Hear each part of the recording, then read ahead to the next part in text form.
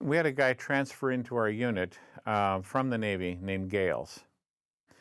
And Gales was really a great guy, and he was really calm, and he was good at settling disputes. You know, when guys would start getting angry and their voices would get up, he would go and just say, now, you guys, you know this isn't right, or, you know, this. He would do something to calm them down. And he was just a great guy, and we really liked him. And he had been a rifleman, but then they decided to make him a grenadier. And the M79 grenade launcher was a short little thing that would open up, and you had these shells to put into it that were about this big around and about that long. You put those in and then fire it. And Gales carried 2 canvas bags of them, one on each side, slung over his shoulders. And they also decided to send us out on a little patrol. We had a brand new lieutenant. It was his first day in the war. And the senior officers decided that he should just take a patrol out just to get used to the idea of running a patrol. So we went out into this valley that was pretty calm. We didn't expect any real big trouble. And as we were going along, this lieutenant saw this house over on the edge of the jungle that was collapsed. I mean, it had been abandoned, it was collapsed. And we wouldn't normally have done anything about it, but he decided we had to check it out. So he sent 3 of us out to check it out. And we went out on these rice paddy dikes, walking toward it. We got about halfway to it, and we heard this big boom behind us. And we turned around just in time to see the bamboo grove that they were near go up and then come back down, the limbs of the bamboo. And so we rushed back there, and the lieutenant was panicked. I mean, he was just in shock. I mean, here his first day and his first patrol, and what he had done was try to be kind to the troops. And instead of making them stand in the sun while we were going on this thing to this house, he let them move into the shade of a bamboo grove. And when they moved into the shade, Gales stepped on a landmine.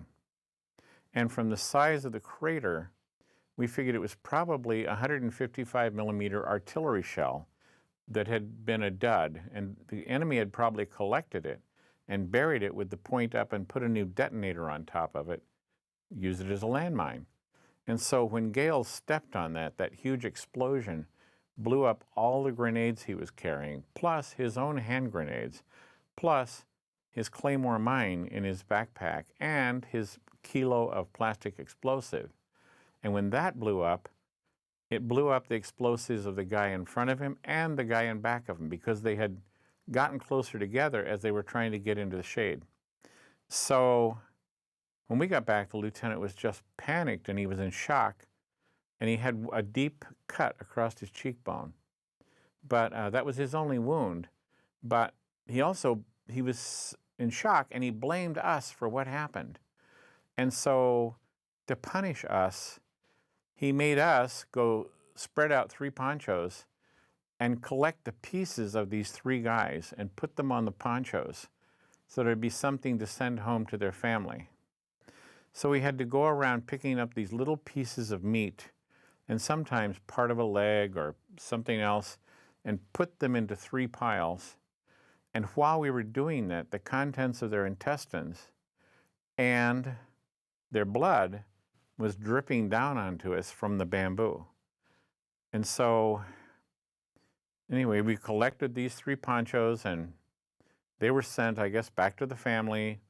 And all this stuff that fell on us, we had to wear until a shower. We only got 1 shower a month.